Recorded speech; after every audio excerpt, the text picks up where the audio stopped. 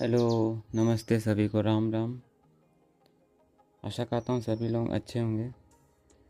तो पिछले वीडियो में मैंने बताया था कि मेरी अवेकनिंग कैसी हुई थी और इस जर्नी के बारे में मेरे को पहली बार कैसा अनुभव हुआ था इसके बारे में मैंने बताया था। ये पार्ट 1 का ही पार्ट 2 है और क्षमा चाहता हूँ कि मैंने मेंशन नहीं किया उसमें पार्ट 1 में, इसलिए थोड़ा आप मैनेज कर लीजिएगा। ये पार्ट 2 है। तो जैसे पिछले वीडियो में मैंने कहा था कि लाइफ इतनी इजी हो जाती है कि आपको अच्छा लगने लगता है, लेकिन आप ऐसा उम्मीद नहीं कर सकते क्योंकि सब सही होने वाला जैसा आपको लगता है, लेकिन मगर उसके बाद जो होता है वो थोड़ा सा उथल पुथल वाला रहता है। क्योंकि मेरे साथ ही ऐसा ही हुआ था जो मैंने कभी सोचा नहीं था, क्योंकि उस ट्रिगर के बाद मेरा मन मेरे वश में नहीं था। हर समय उसी मोमेंट का याद आ रहा था। तो ये सारी आपके माइंड में हमेशा रहती हैं, तो जिसकी वजह से आप पूरा एकदम आप कुछ कर नहीं पाते हैं लाइफ में। आप कुछ अच्छे से कहीं ध्यान नहीं लगा पाएंगे, माइंड में वही मोमेंट आएगा। तो ऐसा हमेशा रहता था।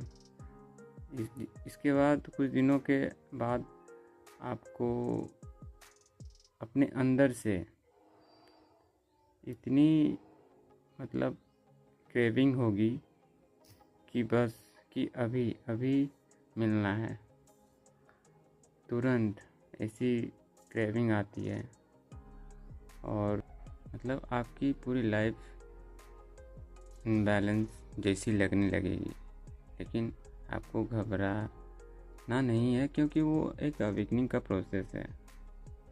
क्योंकि वो जो अवेकनिंग होती है वो आपको प्यूरिफाई करती है।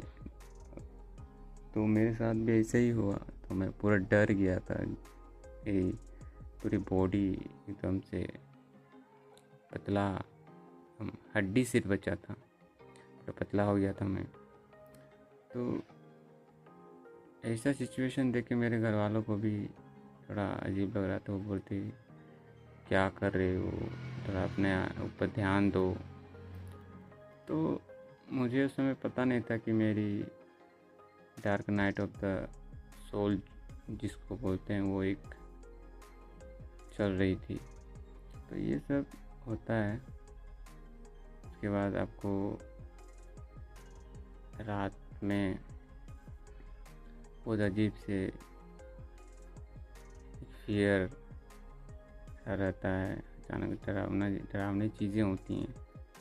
तो वो एक डराने वाली इन द सेंस कि वो आपको डराने नहीं आती है, आपका टेस्ट होता है वो। तो टेस्ट आपको पार करना है, वो आपको परीक्षा ले रही होती है। मेरे साथ भी ऐसे हुआ। तो मैं इसके बिहाफ में मैं सोच रहा कि मेरे साथ क्या हो रहा था।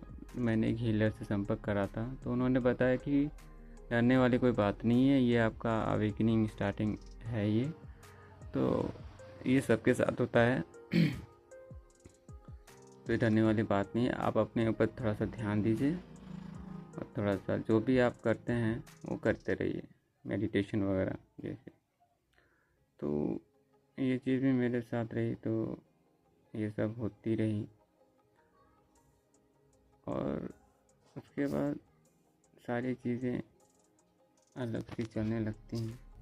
जो कुछ भी होता है वो धीरे धीरे आप सीख जाते हैं, या फिर ये जर्नी आपको सिखा देती है। तो ये थी मेरी अवेकनिंग की स्टोरी, कैसी हुई थी। आशा करता हूँ आप मेरे इस लाइफ से, छोटी सी अवेकनिंग सफ़र से आप जान पाएंगे कि आपकी लाइफ में क्या हो रहा है, ये पता कर पाएंगे आप। तो चलिए यहीं पर ये स्टोरी ख़त्म करते हैं। Thanks for watching. सभी को ब्लेसिंग एंड थैंक यू।